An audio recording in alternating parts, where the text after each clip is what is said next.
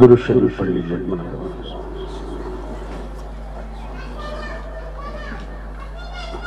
اللهم صل على سيدنا ونبينا مولانا محمد وعلى آل سيدنا ونبينا مولانا محمد وبارك وسلم۔ الحمد لله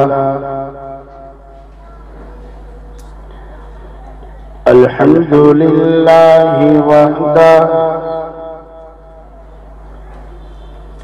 والصلاة والسلام على من لا نبي بعده۔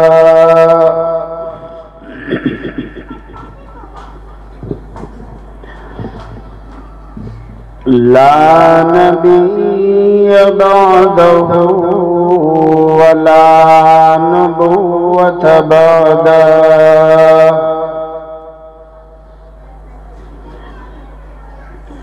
ولا رسول بعده ولا رسالة بعده۔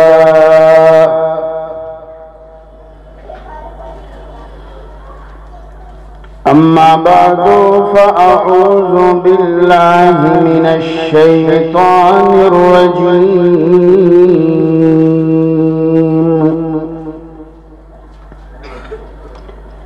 بسم الله الرحمن الرحيم۔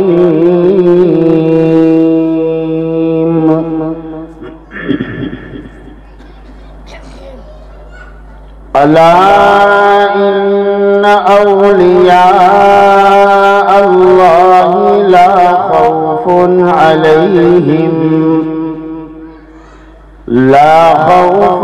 عليهم ولا هم يحزنون، الذين آمنوا وكانوا يتقون۔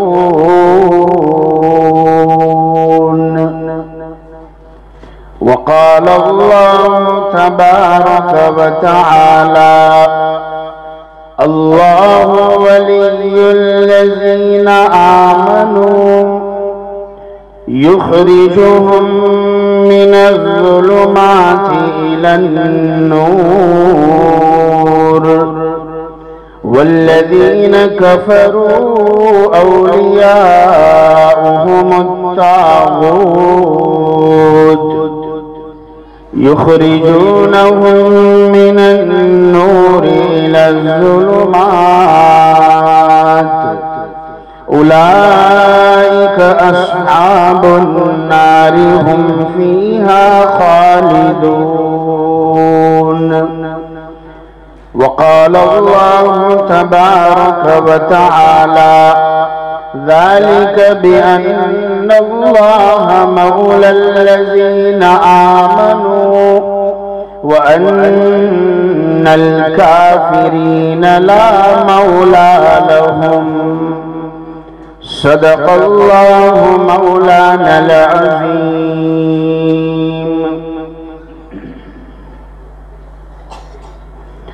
الہی پھر عطا کر ہم کو ذوق درس قرآنی، نہ ہو رسوا الہی اب تو یہ شان مسلمانی۔ جو چھوڑا دامن قرآن ذلیل و خوار ہے مسلم، جو چھوڑا دامن قرآن ذلیل و خوار ہے مسلم، وہ ہندی ہو کہ ترکی ہو کہ مصری ہو کہ ایرانی۔ جو چھوڑا دامن قرآن نتیجہ اس کا یہ دیکھا، جہاں بانی جو کرتے تھے کرتے ہیں وہ دربانی۔ معزز علماء کرام، مہمانان عظام اور میمن نگر کے میرے نوجوان بھائیوں بزرگوں اور سننے والی میری مائیں اور بہنیں، کافی دیر سے ہم اور آپ نوجوان عالم دین مولانا شاہد صاحب سلمہ سے قرآن کریم کے فضائل اور قرآن کریم کے جیسی دولت اور اس کے جیسی نعمت کے فضائل ہم کافی دیر سے سن رہے تھے۔ گھروں میں بھی آواز پہنچ رہی ہے، اور اب تو چینلوں کا زمانہ آ گیا ہے، گھر میں بیٹھ کر اطمینان سے ٹیک لگا کر دین کی بات سننے کا آج کل رواج بڑھتا جا رہا ہے۔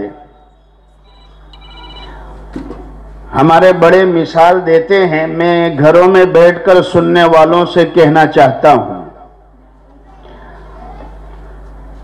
یہ لاک ڈاؤن کے بعد سورت شہر کو خصوصاً یہ کافی مہینوں کے بعد اور ایک لمبی مدت کے بعد ہمیں یہ موقع ملا ہے کہ دین کی بات علل اعلان کی جائے، دین کی بات، اللہ کے رسول صلی اللہ علیہ وسلم کی بات، اولیاء اعظام صحابہ کرام کے واقعات علل اعلان بیان کیے جائے۔ ہمارے بڑے کہتے ہیں، فتنہ جیسا ہوگا اس کے مقابلے پر محنت بھی اسی اعتبار سے کرنی پڑتی ہے۔ جب فتنہ دن دنا رہا ہے، فتنے کے ماحول اور ایمان سوز ہوائیں جب وہ عام ہوتی جا رہی ہے، ہمیں دین کی محنت کو بھی عام کرنا پڑے گا۔ ہمیں ان پروگراموں کی، ہمارے اکابر، ہمارے علماء کی آمد، اللہ والوں کی آمد، اہل علم کی آمد کو اللہ کی طرف سے ملنے والی نعمت سمجھنا پڑے گا۔ بے شک گھروں میں بیٹھ کر بھی دین کی بات تو سنی جا سکتی ہے، مگر ٹھنڈی کا زمانہ ہے۔ میں مثال دوں، ایگزامپل دوں، ٹھنڈی کا زمانہ ہے، دسمبر کا مہینہ آ رہا ہے، سخت ٹھنڈ لگ رہی ہے، اور آج کے نیوز میں آپ نے پڑھا ہوگا کہ کشمیر جو ہمارے ہندوستان کا سر کا تاج ہے، وہاں تو ٹیمپریچر مائنس پر پہنچ چکا ہے۔ اگر ایسا ماحول ہو جائے تو ہمیں آگ جلانی پڑتی ہے، ٹھنڈی کو دور کرنے کے لیے انتظام کرنے پڑتے ہیں۔ سخت سردی ہو اور آگ جلائی جائے مگر ہم آگ سے دور بیٹھے، آگ نظر آ رہی ہے مگر ہم آگ سے دور بیٹھے ہیں، ہوگا کیا کہ آگ کی روشنی تو پہنچے گی مگر گرمی نہیں پہنچے گی۔ اس آگ سے ہمیں جیسا نفع لینا چاہیے، جیسا فائدہ لینا چاہیے، ہم اس کو نہیں لے سکیں گے، اس لیے کہ ہم آگ سے دور بیٹھے ہیں۔ دین کی باتیں بے شک گھروں پر پہنچنا، گھروں تک اس کو پہنچانا، یہ بھی بہت بڑی اس وقت عبادت ہے،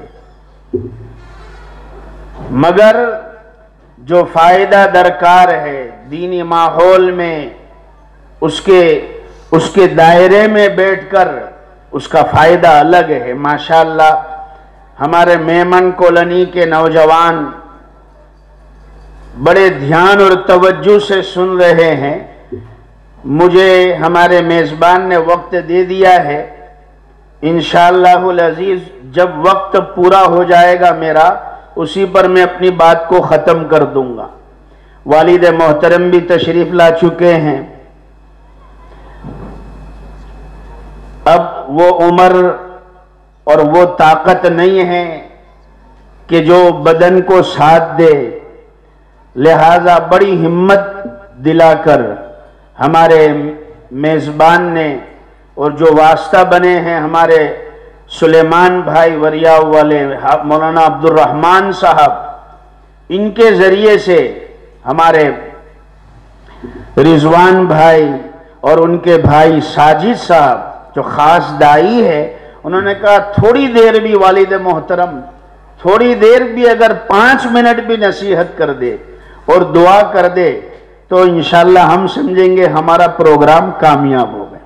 اسی نیت سے تشریف بھی لائے ہیں، انشاءاللہ آخر میں کچھ نصیحت فرما کر دعا کر دیں گے۔ میں نے موقع اور محل کو سامنے رکھتے ہوئے قرآن کریم کی چند آیات کا سہارا لیا ہے۔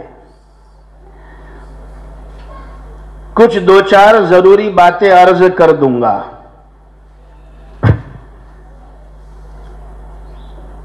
ابھی ہم نے قرآن کریم کے فضائل سنے۔ قرآن کریم میرے اور آپ کے لیے، قیامت تک آنے والے انسانوں کے لیے رہبر ہے، ہدایت کی کتاب ہے۔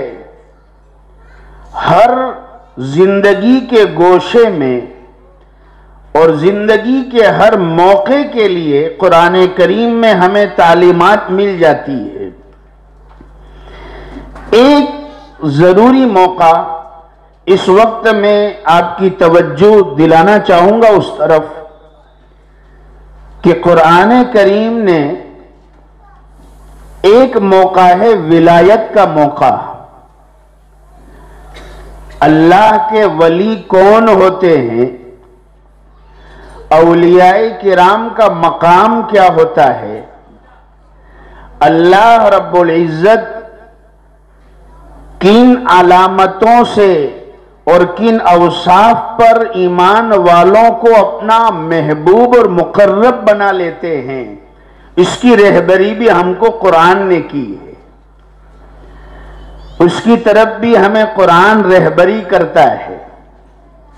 ویسے تو راندیر والوں اور میمن کالونی میں رہنے والوں اور اطراف سے آنے والوں، آپ سے کہنا چاہتا ہوں ویسے تو ہر ایمان والا اللہ کا ولی ہے۔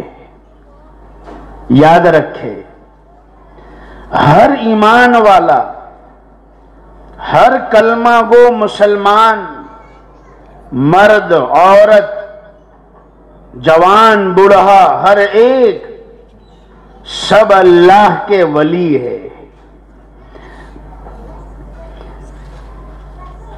قرآن کریم کی جو آیت میں نے پڑھی ہے، اللہ رب العزت ارشاد فرماتے ہیں، اللہ ولی الذین آمنوا یخرجہم من الظلمات الی النور والذین کفروا اولیاؤہم الطاغوت یخرجونہم من النور الی الظلمات۔ بے شک اللہ سبحانہ وتعالی ولی ہے ایمان والوں کا۔ اللہ ولی الذین آمنوا، اللہ سبحانہ وتعالی ایمان والوں کے ولی ہے۔ مولانا ولی کا معنی کیا؟ ولی کا میننگ کیا ہوتا ہے؟ اگر ہم عربی ڈکشنری میں ولی کا ترجمہ تلاش کریں گے تو ہمیں کئی معنی ملیں گے، ایک معنی نہیں ملے گا، بہت سارے معنی ملیں گے۔ ولی کے الگ الگ میننگ ہیں، الگ الگ معنی ہیں۔ ایک معنی تو یہ ہے مددگار ہونا، ایک معنی یہ ہے کہ مددگار ہے ولی کا معنی، اور یہاں پر اس آیت میں وہی معنی مراد ہے۔ اللہ سبحانہ و تعالی ایمان والوں کے ولی ہے، اس کا مطلب یہ ہے کہ اس کائنات میں ایمان والوں کا اگر کوئی مددگار ہے تو وہ صرف اور صرف اللہ رب العزت کی ذات ہے۔ یہ ہمارے ایمان کا تقاضا ہے۔ آج ہم اپنے نوجوانوں کے چہروں پر، آج ہم اپنی قوم کے چہروں پر مردگی دیکھ رہے ہیں، افسردگی دیکھ رہے ہیں۔ آج کا مسلمان احساس کمتری میں مبتلا ہوتا جا رہا ہے، دباؤ اور تناؤ کا شکار ہوتا جا رہا ہے۔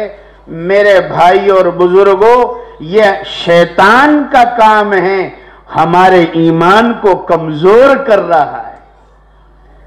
جتنا ہم قرآن پڑھیں گے، جتنا قرآن سنیں گے، جتنا ہم اپنے آپ کو قرآن سے قریب کریں گے، اتنا ہی ایمان والے کا ایمان مضبوط ہوتا جائے گا۔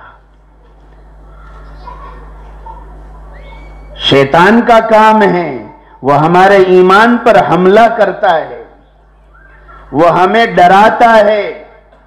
مومن کا کام ڈرنا نہیں ہے۔ اگر ایمان والے کے پاس ایمان ہے اور اللہ پر کامل یقین اور بھروسہ ہے تو شیطان کے ڈر میں ایمان والا نہیں آتا، وہ ڈرتا نہیں ہے۔ ڈرانے والوں کے، مکاروں کے مکروں سے، ڈرانے والوں کے ڈرانے سے ڈرتا نہیں ہے۔ جب ایمان کامل ہو جاتا ہے، اللہ کہتے ہیں کہ ایمان والوں کا مددگار تو اللہ ہے۔ حالات دنیا میں آئے، اتار چڑھاؤ دنیا نے دیکھا، کبھی خوشی، کبھی غم، کبھی اچھے حالات، کبھی برے حالات، کبھی آزمائش، کبھی نعمتیں، سب اتار چڑھاؤ تو یہ دنیا کا نظام ہے، یہ دنیا کا قانون ہے، اللہ کا طریقہ ہے، یہ سنت ہے۔ آزمایا جائے گا، تمہارا امتحان لیا جائے گا۔ اگر ان امتحان میں ڈھیلے پڑ گئے تو دجال کا فتنہ تو بڑا خطرناک آنے والا ہے۔ اگر اس میں ہمارے پیر ڈھیلے ہو گئے، اس میں ہماری زبان کے بول ہلکے ہو گئے، ہمارا ایمان ہلکا ہو گیا اور بے قیمت ہو گیا، اور اگر ہمیں اپنے ایمان کی قدر نکل گئی تو پھر وہ خطرناک حالات جو آنے والے، کتنے خطرناک، کہ دجال اپنے ساتھ روٹیوں کے ٹوکرے اور روٹیوں کے خزانے، نعمتوں کے خزانے لے کر چلے گا۔ جو میری مانے گا اسے روٹی ملے گی، جو میری مخالفت کرے گا اسے سزا ملے گی۔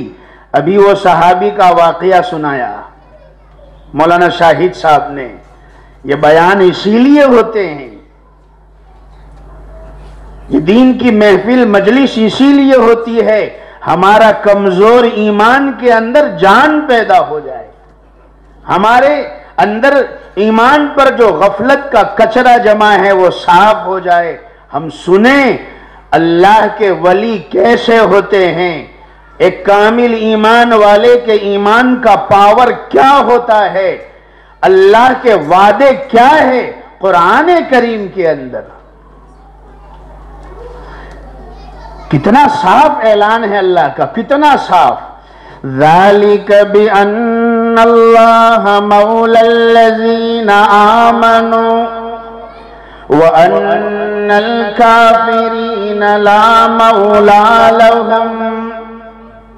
ایمان والوں کا مددگار تو اللہ ہے،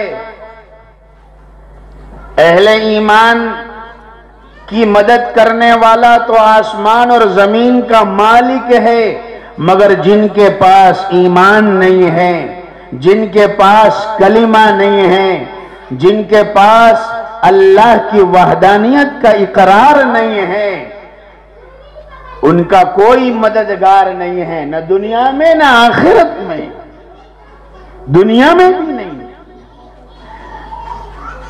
اللہ ولی الذین آمنوا، اللہ ایمان والوں کا مددگار ہے۔ ولی کا معنی یہ ہوتا ہے، اسی لیے اہل ایمان کو چاہیے ایمان والے کی زبان پر اگر المدد کا نعرہ ہو یا المدد کا دعویٰ ہو تو وہ صرف اللہ سبحانہ و تعالی کے نام کے ساتھ ہو، یا اللہ المدد، ایمان والے کا نعرہ یہ ہوتا ہے۔ ہر تنگی میں، ہر تکلیف میں اللہ سے مانگے اور اسی کو کرتا دھرتا سمجھے۔ المدد کہنے کے قابل صرف اور صرف اللہ کی ذات ہے۔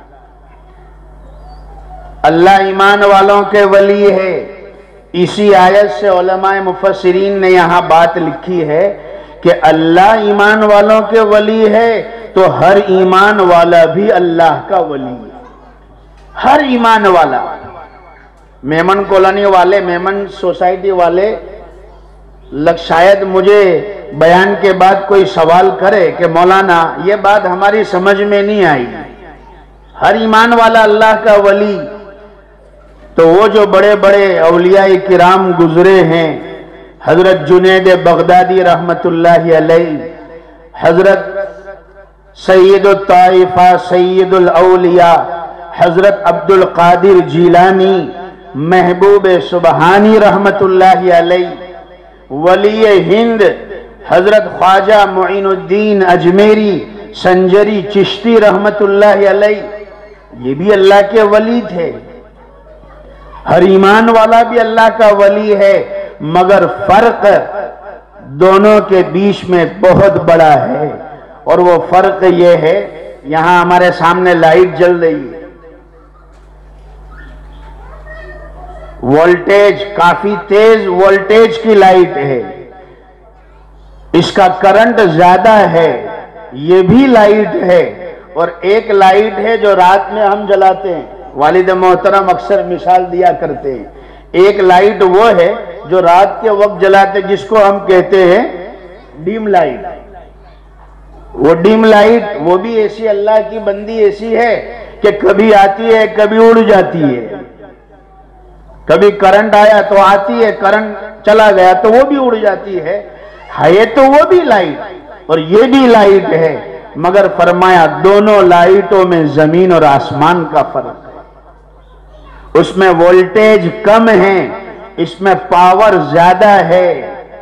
اللہ کے ولیوں کے پاس جو ولایت ہوتی ہے وہ ولایت کا ٹاپ لیول ہوتا ہے، اعلیٰ قسم کا کرنٹ ہوتا ہے، اور عام ایمان والے میں جو ولایت ہوتی ہے وہ ایسی ہوتی ہے جیسے ڈم لائٹ ہوتی ہے، کرنٹ آتا ہے تو آتی ہے، کرنٹ جاتا ہے تو چلی جاتی ہے، جمعہ آتا ہے تو آتی ہے، جمعہ کا دن آیا، جمعہ کا وقت آیا تو کرنٹ آیا تو آ جاتی ہے، یہ بھی مسجد میں آ جاتا ہے، اور جیسے جمعہ گیا وہ ٹوپی اتار کے جو رکھی کباڑ کے اندر، جو ٹوپی رکھی تو ایسی رکھی کہ اب تجھے آئندہ جمعہ کو میں نکالوں گا، اس سے پہلے نہیں، آئندہ جمعہ کو نکالوں گا۔ مولانا نے ایک شعر پڑھا تھا، میں بھی وہ سنا دوں، آج ہماری حالت یہ ہے، جس دور پہ نازا کی دنیا، ہم اب وہ زمانہ بھول گئے، غیروں کی کہانی یاد رہی، ہم اپنا فسانہ بھول گئے، غیروں کی کہانی یاد رہی، ہم اپنا فسانہ بھول گئے، منہ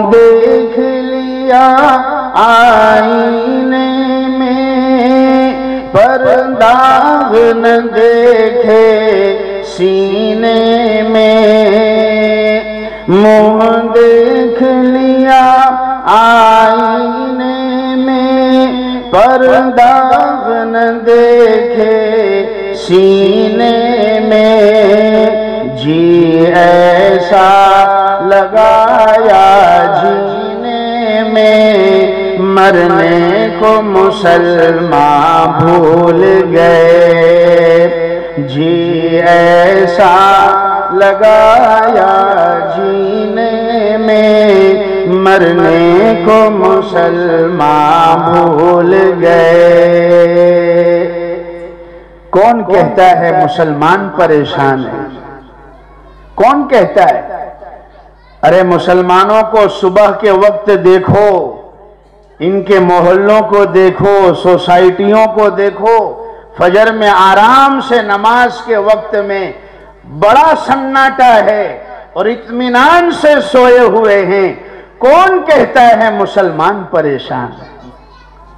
جس نے بھی کہا بڑا اچھا کہا۔ حقیقت میں حالات یہی ہے۔ ایک قدم آگے بڑھانے کو ہمیں موقع نہیں دیا جا رہا ہے۔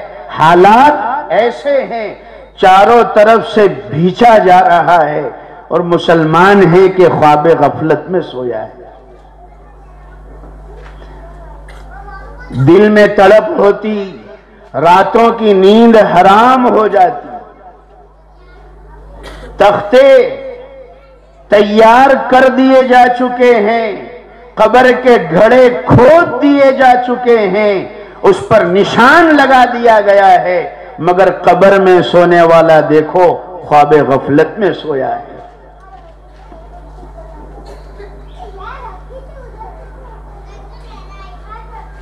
میں نے کئی جگہ پر یہ واقعہ سنایا۔ فرانس کے ایک اسکول کے اندر انگریز کے بچے گورے، ان کو پکنک پر لے جایا گیا۔ بہت ساری جگہوں پر جا کر آئے ہیں، آج ہم آپ کو نئی جگہ پر لے جاتے ہیں۔ ٹیچر بھی گورے ہیں، انگریز ہے، بچے بھی انگریز، کہ آج آپ کو مسلمانوں کی مسجد میں لے جاتے ہیں، پریئر ایریا، عبادت کی جگہ، مسجد میں لے گئے۔ سارے بچوں کو بتلایا امام صاحب نے کہ دیکھو یہ مسجد ہے، مسجد کا معنی یہ ہوتا ہے، مسجد کا مطلب یہ ہوتا ہے سجدہ کرنے کی جگہ۔ سجدہ کیا ہے؟ اللہ کے سامنے سر جھکانا۔ سب نے سر جھکایا، سارے بچوں کو سجدہ کرایا گیا۔ انگریز کے بچے ہیں، غیر کے گود میں پیدا ہوئے، غیر خاندان میں پیدا ہوئے، ان بچوں نے جب سجدہ کیا اور سجدے میں گئے تو کافی دیر تک سر جھکا کر رکھا، کافی دیر تک سجدے میں پڑے رہے۔ تھوڑی دیر کے بعد جب انہوں نے سر اٹھایا، ان سے فیڈ بیک لیا گیا، معلوم کیا گیا کہ آپ نے سجدے میں کیا محسوس کیا، سجدے میں آپ نے کیا پایا۔ ایک بچے نے کہا میں نے دیکھا جب سجدے میں سر جھکایا تو میں کیا دیکھتا ہوں کہ میرا سر تو زمین پر تھا اور میں نے اپنی آنکھوں سے زمین کے اندر آسمانوں میں چڑھنے اور کامیابیوں تک پہنچنے اور منزلوں تک پہنچنے کے راستے مجھے نظر آئے۔ ایک انگریز کا بچہ کہتا ہے مجھے کامیابیوں کے راستے نظر آئے۔ ایک دوسرے نے کہا کہ جب میں نے سر جھکایا سجدے میں تو ایسا لگا میرے سر پر ایک بوجھ تھا، میرے سر پر ایک بہت بڑا بوجھ اور بھار تھا۔ جب میں نے سجدہ کیا تو زمین نے میرے سارے بوجھ کو چوس لیا اور میرے بوجھ کو، میرے بھار کو ہلکا کر دیا۔ سنی نہ مصر و فلسطین میں وہ عزا میں نے دیا تھا جس نے پہاڑوں کو رأسِ شیماب، وہ نماز جس سے روئے زمین کانپ جاتی تھی آج اسی کو ترستے ہیں منبر و محراب۔ ہم ہماری تہذیب کو چھوڑ کر ہمارے طریقے کو چھوڑ کر، ہمارے دین کو چھوڑ کر، اللہ کے احکامات کو چھوڑ کر اگر ہم دنیا میں چین حاصل کرنا چاہے، کبھی بھی چین نہیں مل سکتا ہے، کبھی بھی چین نہیں مل سکتا۔ صبح کا وقت ہے اور مسجد خالی ہے، ایک اپارٹمنٹ کے نیچے ہم کھڑے ہو جائے اور وہاں کھڑے ہو کر دیکھے فجر کی اذان کے بعد کتنے لوگ یہاں سے نکلتے ہیں، اترتے ہیں، ہمیں احساس ہوگا ایک بڑا علاقہ ہے، محلہ ہے، مسلمانوں کا علاقہ ہے، مگر فجر کی نماز کے وقت جب اللہ کی نصرت اور مدد اتاری جاتی ہے اس وقت ہمارا نوجوان سویا ہوا ہے۔ میں پھر سے کہہ دوں، میں پھر سے پڑھوں،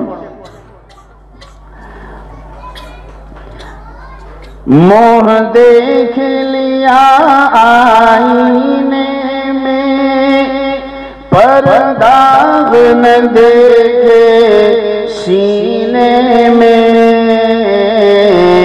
جی ایسا لگایا جینے میں، مرنے کو مسلمان بھول گئے، انگریزی پڑھائی بچوں کو، قرآن پڑھانا بھول گئے، ایک لخت شریعت یاد رہا، احکام شریعت بھول گئے۔ مجھے ایک ہی بات سمجھانی ہے کہ ہر ایمان والا اللہ کا ولی ہے بے شک، مگر اولیاء کرام کے پاس جو ولایت کا درجہ ہوتا ہے وہ اعلیٰ درجہ ہے، اور عام ایمان والے کے پاس ولایت کا ادنا درجہ ہے۔ ایک مثال ہمارے بڑے دیتے ہیں، یہاں پر دو آدمی ہیں، ندی پار کرنی ہے، کوئی سہارا نہیں ہے، تیر کر جانا ہے، دونوں ندی کے اندر اترتے ہیں، ایک تیرنا جانتا ہے، دوسرا نہیں جانتا، جو جانتا ہے تیرنا وہ تیرتے ہوئے منزل مقصود تک، سامنے والے کنارے تک پہنچ جاتا ہے، جو نہیں جانتا وہ ہاتھ پیر ضرور مارتا ہے مگر آگے بڑھنے کی ہمت نہیں ہوتی، جہاں ہوتا ہے وہیں کھڑا رہتا ہے۔ جسے تیرنا آتا ہے وہ کنارے پر پہنچ جاتا ہے، جہاں پہنچنا ہے دوسرے کنارے پر، جسے نہیں آتا وہ بھی کنارے پر ہے مگر اس کنارے پر ہے۔ فرمایا کنارے کے اعتبار سے دونوں برابر ہے، وہ بھی کنارے پر ہے، یہ بھی کنارے پر ہے، مگر جسے تیرنا آتا تھا وہ وہاں پہنچا ہے جہاں پہنچنا چاہیے، وہ اس لیول پر ہے، اور جسے تیرنا نہیں آتا وہ بھی کنارے پر ہے مگر وہ ابتدا میں ہے، ابھی وہ وہاں تک نہیں پہنچا ہے جہاں پہنچنا چاہیے۔ اللہ والے اولیاء کرام اس درجے پر ہوتے ہیں، اسی آخری درجے کو قرآن کریم نے بیان کیا، وہی آخری لیول اہل اللہ کا۔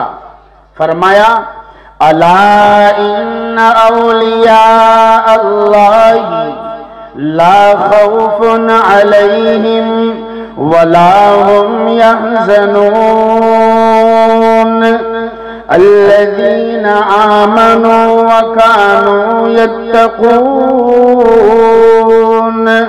اے لوگو سن لو، جو اللہ کے ولی ہوتے ہیں، جو اللہ کے برگزیدہ بندے ہوتے ہیں، انہیں کوئی خوف نہیں ہوتا۔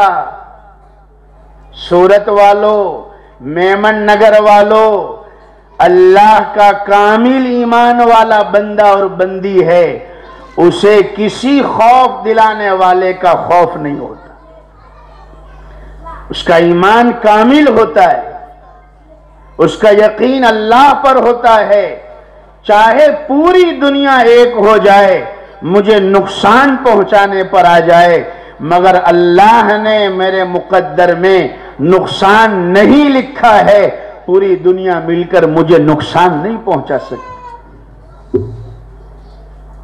ان پر کوئی خوف نہیں ہوتا, کوئی غم نہیں, نہ دنیا میں نہ آخرت میں. اور میرے اور آپ کے آقا صلی اللہ علیہ وسلم نے ارشاد فرمایا کہ ایک دل میں دو ڈر کبھی بھی جمع نہیں ہو سکتے.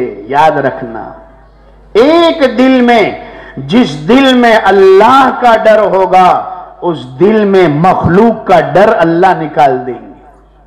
مخلوق کا ڈر نہیں ہوگا, اور جس دل میں مخلوق کا ڈر ہوگا تو پھر اللہ کا ڈر اس دل کے اندر داخل نہیں ہوگا. اور اللہ کا ڈر, اللہ کا خوف کتنی بڑی نعمت ہے. یہ تو مطلوب ہے, یہ تو پسندیدہ ہے. دباؤ اور تناؤ کے دو قسم بتائی جاتی ہے. سائیکولوجی پڑھنے والے, پڑھانے والے جانتے ہیں اسٹریس کی بھی دو قسم ہوتی ہے. ایک ہوتا ہے یوسٹریس اور ایک ہوتا ہے ڈسٹریس. یعنی ایک دباؤ مطلوبہ ہوتا ہے اور ایک دباؤ ہوتا ہے غیر مطلوبہ. ایک دباؤ خوف اچھا ہوتا ہے, مثبت ہوتا ہے, اور دوسرا دباؤ منفی ہوتا ہے. اس کا اثر ہماری صحت پر پڑتا ہے. مگر ایک دباؤ اچھا ہے. کون سا دباؤ؟ کہ اللہ کا ڈر, اللہ کا خوف, یہ مثبت دباؤ ہے. اگر اللہ کا ڈر دل میں آتا ہے تو دل کے اندر چین اور سکون آتا ہے. ہمارے بزرگوں نے بڑی اچھی مثال دی. فرماتے ہیں مخلوق کا ڈر اور اللہ کا ڈر, ان دونوں میں زمین اور آسمان کا فرق ہے. مخلوق کا ڈر ہوتا ہے, پولیس کا ڈر ہے, چور کا ڈر ہے, اور کسی محکمے کا ڈر ہے, تو آدمی بے چین رہتا ہے, راتوں کو نیند نہیں آتی, پیسہ ادھر سے ادھر چھپاتا پھرتا ہے, کہاں رکھے کہاں رکھے, ڈر ہے. دنیا کا ڈر ہے, مخلوق کا ڈر ہے, بے چینی آتی ہے. مگر اللہ کا ڈر ہوتا ہے تو فرمایا کہ وہ چین لے کر آتا ہے, وہ سکون لے کر آتا ہے, وہ اطمینان لے کر آتا ہے. اس لیے کہ اللہ کا ڈر تو مطلوبہ ہے. جتنے انبیاء علیہم السلام آئے دنیا میں, انہوں نے انسانوں کی ہدایت اور انسانوں کی رہبری کے لیے کسی چیز کو اگر بنیاد بنایا تو وہ اللہ کے ڈر کو بنیاد بنایا. یاد رکھے, نبیوں نے امتوں کی اصلاح کے لیے قانون کو بنیاد نہیں بنایا. اس لیے کہ قانون, اگر ایک آدمی بند کمرے میں ہے, کون سا قانون دیکھنے والا ہے؟ ایک آدمی جنگل میں ہے, تنہائی میں ہے, کون اسے دیکھنے والا ہے؟ مگر نبیوں نے قانون کو بنیاد نہیں بنایا, انسانوں کی اصلاح کی بنیاد اللہ کے ڈر کو بنایا کہ قانون چاہے دیکھے یا نہ دیکھے, اللہ کی ذات ہے جو تجھے ہر وقت دیکھ رہی. اسی لیے قرآن کریم نے اللہ سے ڈرنے والوں کو ڈبل انعام کے وعدے فرمائے. ہر چیز ڈبل ملے گی. مطیع فرما بردار کو جو چیز ملے گی, اللہ سے ڈرنے والوں کو ڈبل ملے گی. قرآن کہتا ہے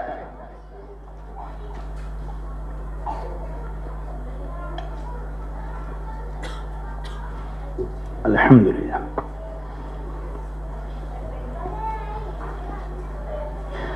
سورہ رحمان, اللہ رب العزت ارشاد فرماتے ہیں وَلِمَنْ خَافَ مَقَامَ رَبِّهِ جَنَّتَانِ فَبِأَيِّ آلَاءِ رَبِّكُمَا تُكَذِّبَانِ. جو لوگ دنیا میں اللہ سے ڈرنے والے تھے, چاہے کوئی دیکھے نہ دیکھے, میرا خدا ہے جو مجھے دیکھ رہا ہے, جو یہ جذبے رکھنے والے تھے, اللہ سبحانہ و تعالیٰ فرماتے ہیں ان کے لیے تو جنت میں ڈبل نعمتیں ہم نے تیار کر رکھی، ڈبل باغات، ڈبل نہریں، ڈبل اکرام، ڈبل انعام۔ وَلِمَنْ خَافَ مَقَامَ رَبِّهِ جَنَّتَانِ فَبِأَيِّ آلَاءِ رَبِّكُمَا تُكَذِّبَانِ۔ اللہ والے جو ہوتے ہیں اولیاء کرام، ہر وقت اللہ کا خوف ہوتا ہے، قدم آگے بڑھاتے ہیں، پھر اللہ اس مقام تک پہنچا دیتا ہے۔ ہماری کیا ذمہ داری ہے؟ ان بیانوں سے ہم کیا حاصل کریں؟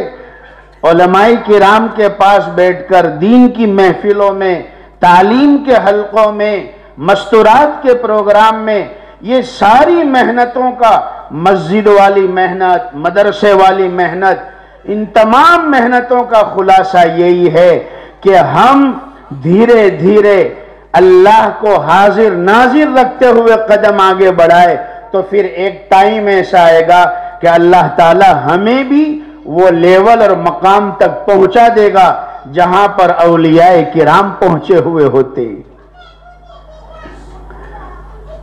مجھے بتلایا گیا اصلاح معاشرہ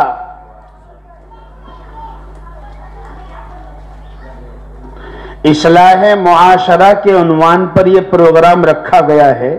میرا آدھا وقت ختم ہو گیا، ابھی آپ کو اور آدھا مجھے برداشت کرنا باقی ہے۔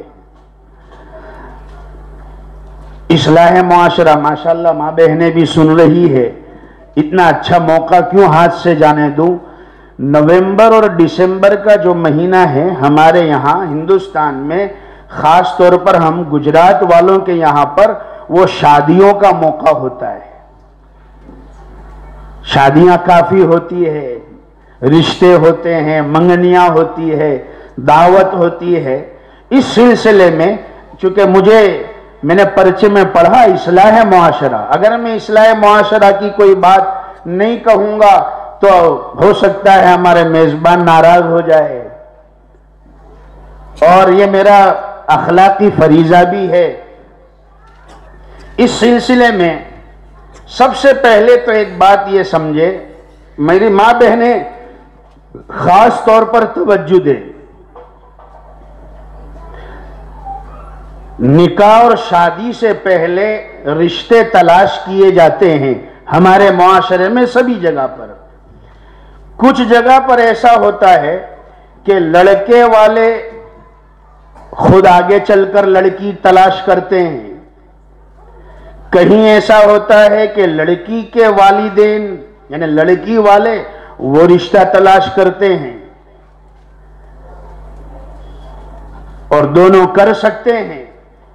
اگر اللہ نے اولاد دی ہے، صاحب اولاد بنایا ہے، کسی کو صرف لڑکے ہی لڑکے دیے، کسی کو صرف لڑکیاں ہی دی، کسی کو لڑکی لڑکے دونوں دے دیے، قرآن کہتا ہے، اللہ کا اعلان ہے، پیغام ہے، يَهَبُ لِمَن يَشَاءُ إِنَاثًا وَيَهَبُ لِمَن يَشَاءُ الذُّكُرَ أَوْ يُزَوِّجُهُمْ ذُكْرَانًا وَإِنَاثًا۔ وہ چاہتا ہے جسے لڑکیاں دیتا ہے، جسے چاہتا ہے لڑکے ہی دیتا ہے، اور وہ جسے چاہتا ہے لڑکے لڑکیاں دونوں دیتا ہے۔ اور ماشاءاللہ میاں بھائیوں کے یہاں تو اللہ کا فضل ہوتا ہے، ذالک فضل اللہ یؤتیہ من یشاء۔ 10 سال پہلے بھی آئے تھے تو بھی کہا مولانا دعا کرو، گھر میں امید ہے۔ 10 سال کے بعد آئے تو بھی پتا چلا کہ امید ہے۔ اچھی بات ہے بھائی، اللہ کا فضل ہے، جب وہ دے رہا ہے تو ہم کیوں بخیلی کرے، ہم کیوں کنجوسی کرے؟ آتی ہے تو آنے دے، اللہ ہی کی طرف سے ملتا ہے۔ حضرت مولانا ابراہیم صاحب دیولوی دامت برکاتہم مد اللہ ظلہ ایک موقع پر ہمارے مرکز پر فرمایا تھا کہ میرے ایک دوست ہے، ان کے 18 بیٹے۔ حضرت مولانا فرماتے کہ میرے دوست ہے، ان کے 18 بیٹے۔ اللہ اکبر، 18 بیٹے۔ میں تو دھیرے سے بول رہا ہوں اس لیے کہ اگر کوئی الذین کفروا سن لے گا تو وہ تو یہیں راندیر سے میرے خیال سے 60 کلومیٹر دور بھاگ جائے گا کہ وہ ان کے اندر ایسے ایسے بھی کلاکار لوگ موجود ہیں، ایسے ایسے بھی رستم موجود ہے، 18 بچے، اور وہ بھی اللہ کا بندہ ایسا تھا کہ اس نے نام بھی ایسے رکھے تھے، کسی کا نام عنایت الہی، کسی کا نام فضل الہی، کسی کا نام رحمت الہی، کسی کا نام نعمت الہی، کسی کا نام برکت الہی۔ مولانا نے کہا کہ اب 19واں بیٹا ہو تو نام رکھنا بس الہی، اب 19واں ہو تو یہ نام رکھیو بھائی بس الہی، اللہم حوالینا ولا علینا، اے اللہ اب یہ نعمت وہاں بھیج دے جہاں نہیں، جہاں بالکل نہیں ہے، بارش کا قطرہ بھی نہیں ہے، وہاں بھیج دے یہ نعمت، اب یہ دعا کریو۔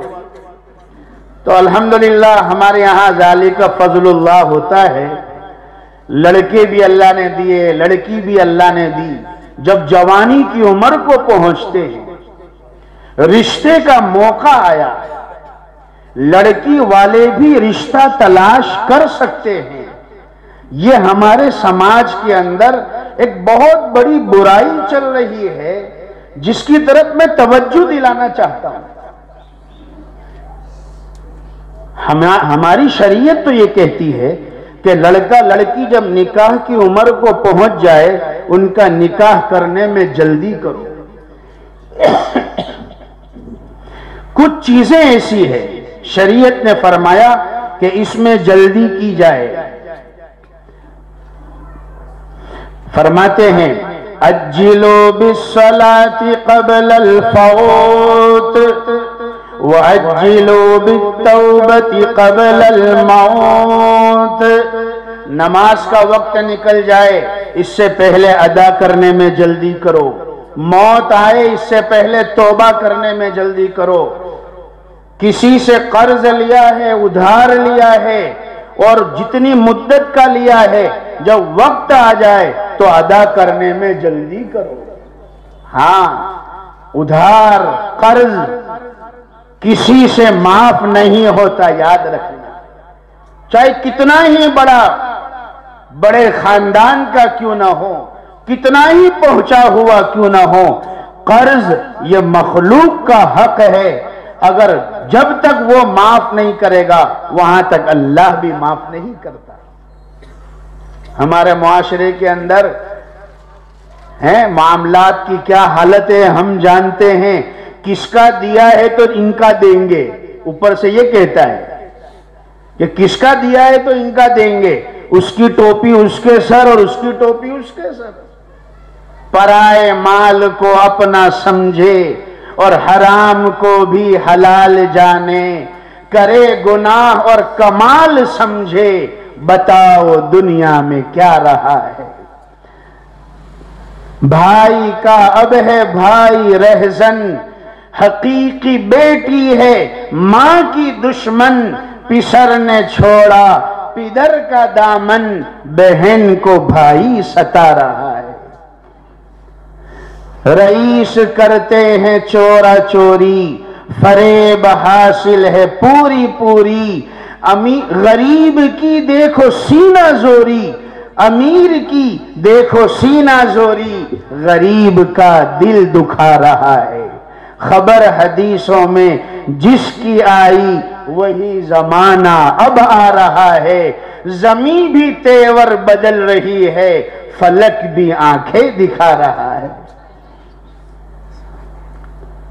کس کا دیا ہے تو ان کا دیں گے، اوپر سے یہ کہتا ہے، اور زیادہ اگر فورس کرو تو کیا کہتا ہے، تمہارے تو دودھ میں دھو کے دیں گے، تمہارے تو ایسے دیں گے، دودھ میں دھو کے نچوڑ کے دیں گے، پر دیں گے کون سے وقت دیں گے اللہ کے بندے، وہ تو بتا دے، تاریخ کا وہ سال تو بتا دے، وہ کیلنڈر تو بتا دے، مہینے کی 33 تاریخ کو دے گا کہ 34 تاریخ کو دے گا، اور سال کا 13واں مہینہ ہوگا کہ 14واں مہینہ، وہ کب آئے گا؟ قرض اگر لیا ہے جتنے وقت کے لیا ہے، فرمایا وقت آ جائے جلدی کر دو۔ نمبر 5، جب لڑکے لڑکی کی شادی کی عمر ہو جائے رشتے کی عمر ہو جائے، فرمایا ان کا نکاح کرنے میں جلدی کرو، دیر مت کرو۔ لڑکی والے ہیں، اگر لڑکی والے رشتہ تلاش کرتے ہیں، ہمارے سماج میں ایک چیز یہ چلتی ہے کہ مان لو اگر لڑکی کے باپ نے رشتہ آگے سے بھیجا ہے تو اسے پوری زندگی یہ تانے دیے جاتے ہیں، پوری زندگی اسے یہ سنایا جاتا ہے شاید تیرے اندر کوئی کمی تھی، شاید تیرے اندر کوئی نقص تھا، شاید تیرے اندر کوئی عیب تھا، شاید تیرا رشتہ ہوتا نہیں تھا، جس کی بنا پر تیرے باپ نے آگے چل کر تجھے یہ رشتہ جو ہے ہم تک پہنچایا ہے، آگے چل کر رشتہ دیا ہے۔ یہ کہنے والے اللہ سے ڈرے، رشتے ہم بناتے ہیں یا آسمان والا خدا بناتا ہے؟ ہم کون ہوتے ہیں؟ جب تو لڑکے کو لڑکا بنا نہیں سکتا، لڑکی کو لڑکی بنا نہیں سکتا، ماں کی پیٹ میں ہے، تجھے پتہ نہیں ہے کہ لڑکا ہے یا لڑکی ہے، وہ خدا نے اس کے رجسٹر میں سب لکھ دیا ہے، اس کا دانہ کتنا ہوگا، زندگی کتنی ہوگی، نیک بخت ہوگا بدبخت ہوگا، نکاح کہاں ہوگا، رشتہ کہاں ہوگا، سب لکھ دیا جاتا ہے۔ تانے مارنے والے وہ یہ نہیں سوچتے میری اور آپ کی ماں ام المؤمنین، مخدومہ مسلمین، محبوب رب العالمین حضرت حفصہ بنت عمر خطاب رضی اللہ تعالی عنہا، جب ان کا رشتہ پیش کیا گیا، حضرت عمر فاروق رضی اللہ تعالیٰ عنہ نے خود آگے چل کر رشتہ پیش کیا۔ ہماری ماں ہیں، پوری امت کی ماں ہیں حضرت حفصہ رضی اللہ تعالیٰ عنہ، حضرت عمر فاروق حضور پاک صلی اللہ علیہ وسلم کی خدمت میں آئے، اے اللہ کے حبیب، میں اپنی بیٹی کا رشتہ آپ سے کرنا چاہتا ہوں، کیا حضور سے بڑھ کر کوئی داماد ہوگا؟ کیا حضور سے بڑھ کر بھی کوئی رحم دل ہوگا؟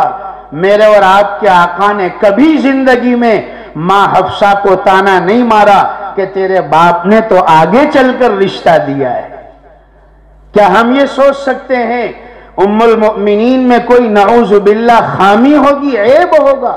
نعوذ باللہ من ذالک۔ یہ ہمارے معاشرے کے اندر یہ معاملات ہے جس کی طرف میں توجہ دلانا چاہتا ہوں۔ پھر ایک بات اور ہے، اگر جہاں سے ہمیں رشتے مطلوب ہوتے ہیں یا امید ہوتی ہے وہاں بات نہیں بنتی اور وہ رشتہ کسی اور کے ہاں چلا جاتا ہے، تو پھر یہ ہوتا ہے کہ اب یہ ماں باپ کو فکر ہوتی ہے کہ اب اپنی بچی کا رشتہ ایسی جگہ کراؤں جو اس کے رشتے سے بھی زیادہ اچھی جگہ ہو، ایسی جگہ۔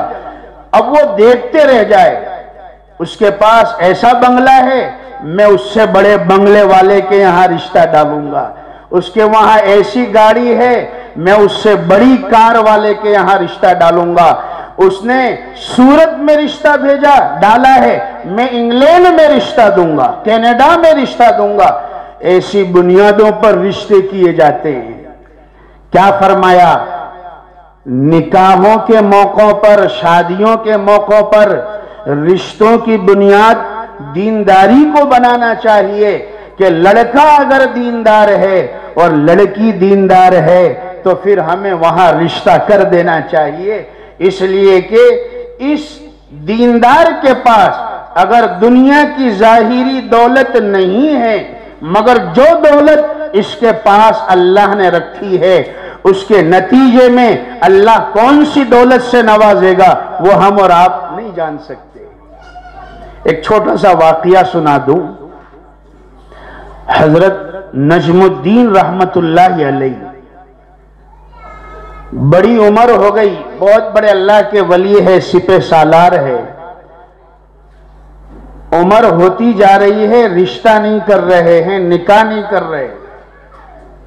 ان کے سگے بھائی اسد الدین رحمت اللہ علیہ انہوں نے کہا بھائی جان آپ رشتہ نہیں کر رہے، شادی کے لیے تیار نہیں ہو رہے، فرمایا کہ مجھے ایسی لڑکی چاہیے، میں ایسا رشتہ تلاش کرتا ہوں، میں ضرور نکاح کروں گا، مگر مجھے ایسا رشتہ مطلوب ہے، ایسی لڑکی مطلوب ہے کہ جو میرے مشن میں میرا ساتھ دے، اور وہ مجھے ایسا بیٹا دے کہ جو بیٹا خدا کے دین کا شہسوار بنے، اور قبلہ اول جس کو دنیا بیت المقدس کے نام سے جانتی ہے، بیت المقدس کو فتح کر لے، بیت المقدس پر غیر مالکانہ قبضہ عیسائیوں کا ان کے ہاتھ سے چھڑا کر اللہ کے گھر کو آزاد کرائے۔ میں ایسی خاتون سے نکاح کرنا چاہتا ہوں۔ رشتہ نہیں ہوا، جہاں رشتہ آتا انکار کر دیتے۔ ایک دن ایک شیخ کے یہاں بیٹھے تھے، ایک ترکی شیخ کی خدمت میں بیٹھے تھے کہ دوران گفتگو ایک خاتون، ایک لڑکی وہاں پر جو حضرت کی مرید تھی، وہ انہی کی جو ہے مجلس کے اندر آ گئی، اور پردے کی آڑ میں کھڑے رہ کر اس نے اپنے شیخ سے کہا، حضرت آپ نے جو رشتہ بھیجا تھا وہ خاتون کہتی ہے، جو رشتہ آپ نے بھیجا تھا بے شک وہ خوبصورت بھی تھا، وہ نوجوان صاحب مال بھی تھا، وہ بہت ساری صفتوں کا مالک تھا، مگر حضرت میں نے اس کا رشتہ نامنظور کر دیا، میں نے انکار کر دیا۔ حضرت نے فرمایا، پہلے تو نجم الدین رحمت اللہ علیہ سے کہا کہ آپ تھوڑی دیر خاموش رہیے، میں اس مریدہ سے بات کر لوں، اور اس سے کہا کہ بھئی میں نے جو بھیجا تھا رشتہ، آپ نے اس کا انکار کیوں کر دیا؟ وہ خاتون نے وہی جملے کہے جو حضرت نجم الدین رحمت اللہ علیہ نے کہے تھے کہ حضرت میں تو ایسا نوجوان چاہتی ہوں، میں تو ایسے خاوند سے شادی کرنا چاہتی ہوں کہ جو مجھ سے بے انتہا محبت کرے، اور مجھے اس کے مشن میں، اس کے کام میں مجھے ہاتھ بٹانے دے، اور میرے پیٹ سے ایسی اولاد پیدا ہو اس کے ذریعے سے جو اللہ کے دین کا شہسوار ہو، اور قبلہ اول بیت المقدس کا فاتح بن کر پیدا ہو۔ میں ایسے آدمی سے نکاح کرنا چاہتی ہوں۔ حضرت ابھی تو کچھ کہے، اس سے پہلے حضرت شیخ نجم الدین رحمت اللہ علیہ تھے، انہوں نے فوراً حضرت سے کہا کہ حضرت میں اس خاتون سے، اس لڑکی سے نکاح کرنا چاہتا ہوں، اس لیے کہ جو اس کی سوچ ہے وہ میری سوچ ہے، جو میری دل کے خیالات ہے اور جو میرے دل کے جذبات ہے وہی خیالات اور جذبات اس کے بھی ہے۔ خیر، رشتہ ہو گیا، اللہ نے اولاد سے نوازا۔ آپ جانتے ہو اللہ نے اس دینداری کی نسبت پر، اس خیر خواہی کی نسبت پر، دینداری اور نیک نیتی کی نسبت پر اللہ نے جو اولاد دی وہ کون تھے؟ وہ اور کوئی نہیں، حضرت صلاح الدین ایوبی رحمت اللہ علیہ ان ماں باپ سے پیدا ہوئے، ان کے پیٹ سے پیدا ہوئے، جن کا نام حضرت یوسف تھا۔ حضرت سلطان صلاح الدین یوسف ابن ایوب ایوبی رحمت اللہ علیہ وہ شخص ہے اور مرد مجاہد ہے، وہ نوجوان مومن ہے اور وہ اللہ کا ولی ہے، جن کے ہاتھوں اللہ نے قبلہ اول بیت المقدس کو فتح کیا۔ تو ایسا فتح کیا، ایسا فتح کیا، 750 سال، 761 سال تک مسجد اقصی بیت المقدس مسلمانوں کے قبضے میں رہا۔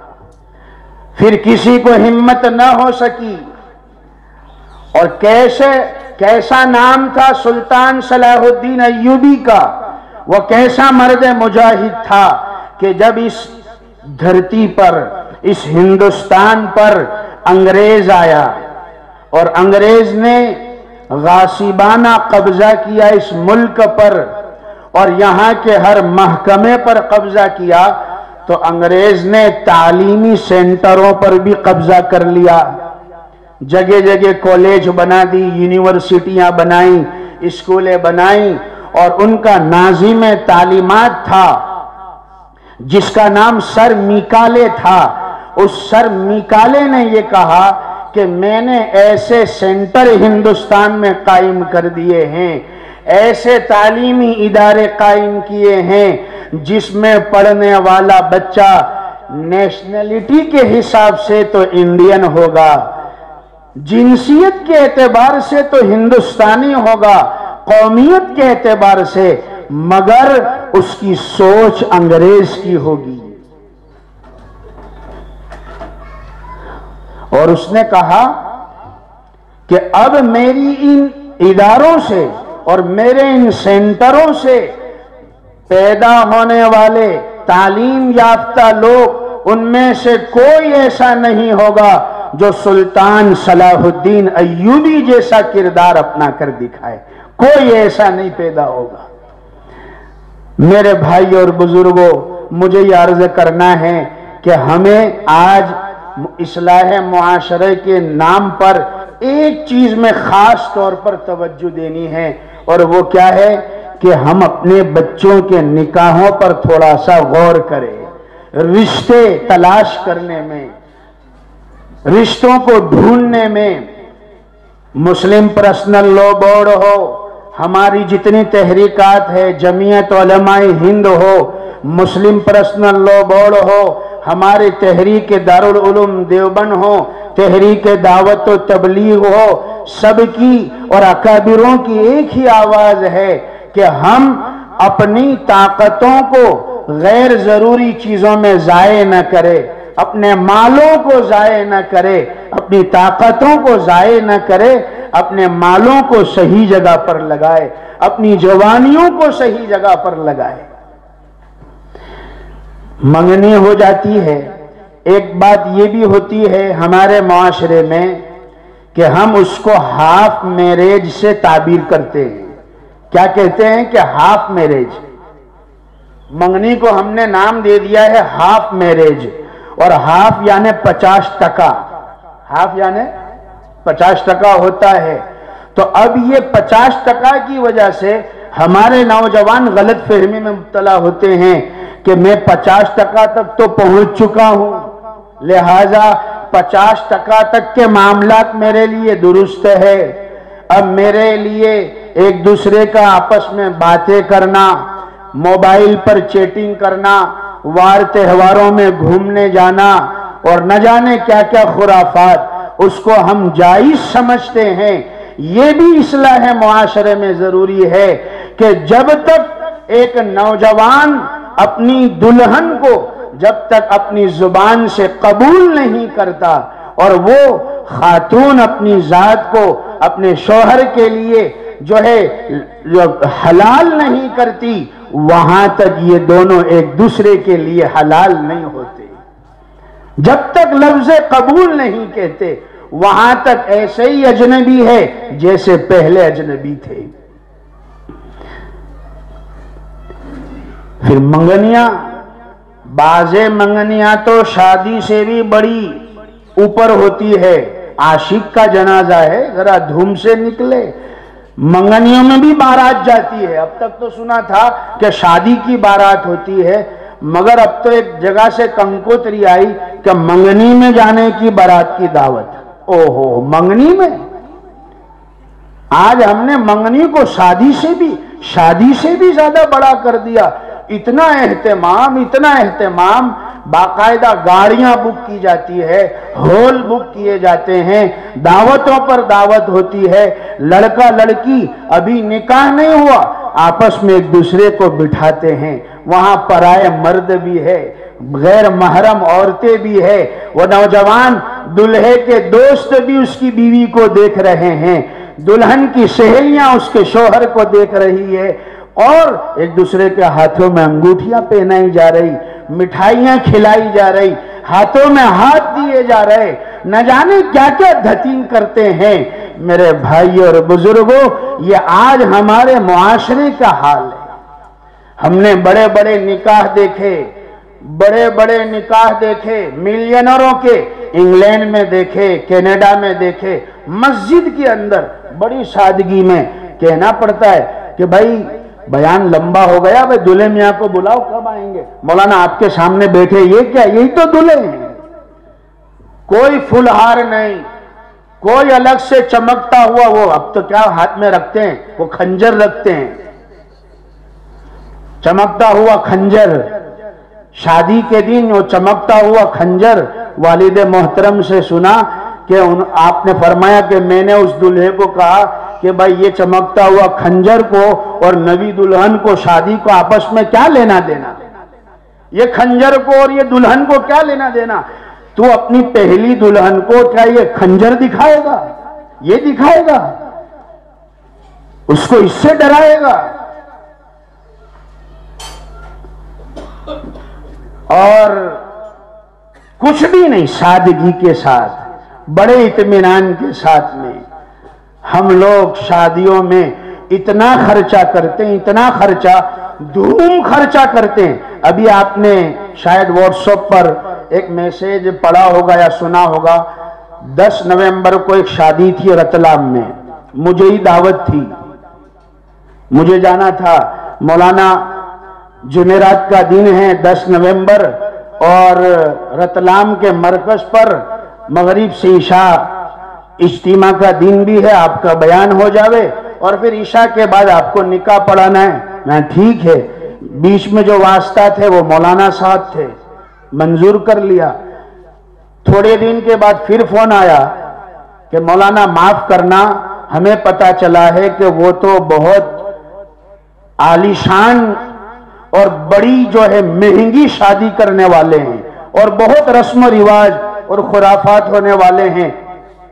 मरकज वालों ने भी मना कर दिया, तो मैं आपसे मशवरा करके चाहता हूं। मैंने कहा कि भाई मेरा भी आप इनकार कर दो, मेरा भी मना कर दो कि मैं भी नहीं, हम भी नहीं आएंगे। बाद में उन्होंने व्हाट्सएप पर मैसेज भेजा, अभी 10 नवंबर की बात है कि रतलाम की वो शादी 10 करोड़ रुपए का खर्चा किया गया, 10 करोड़ रुपए खर्चा किया गया। सिर्फ दावत नामे के अंदर कंकोत्री ऐसी हजारों रुपए की तो कंकोत्री थी, जिसमें 1-1 किलो ड्राई फ्रूट थे, 1-1 किलो दावत के अंदर। शायद आपने व्हाट्सएप पर पढ़ा होगा। मैंने बिल्कुल मना कर दिया, भाई हम भी नहीं आएंगे। और उन्होंने फिर मुझे मैसेज किया कि देखे मौलाना ऐसा हुआ। आज दुनिया को दिखाने के लिए, वाहवाही के लिए, चंद दिनों की तारीफ के लिए आज हमारे मुआशरे के अंदर धूम खर्चा किया जा रहा है, शादियों के नाम पर, मंगनियों के नाम पर। हाँ, और बारात, अल्लाह अकबर, बारात, मैं अपनी आखिरी बात कर दूं और फिर अपनी जगह ले लूंगा। ये बारात का तो कहीं शरीयत में जिक्र ही नहीं है। आप अगर देखेंगे तो बारात का जिक्र ही नहीं मिलेगा। हमारे जो पटेल बिरादरी है, गुजराती बोलने वाले, वो बारात को बोलते हैं जान। क्या बोलते हैं? वो क्या बोलते हैं कि जान आई, जान आई। तो हमारे बुजुर्ग ने फरमाया कि बिल्कुल सही नाम दिया है उनका जान, कि वो ऐसी जान है कि जान निकाल कर ही जाती है। वो ऐसी आती है कि फिर जान निकाल कर जाती है।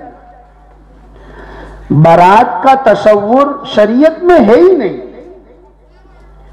और हमारे यहां क्या है, 4 बेटे हैं, चारों का अलग अलग सर्कल, अलग अलग गाड़ियां, मेरा सर्कल अलग आएगा, इसका सर्कल अलग आएगा, बारात में जा रहे।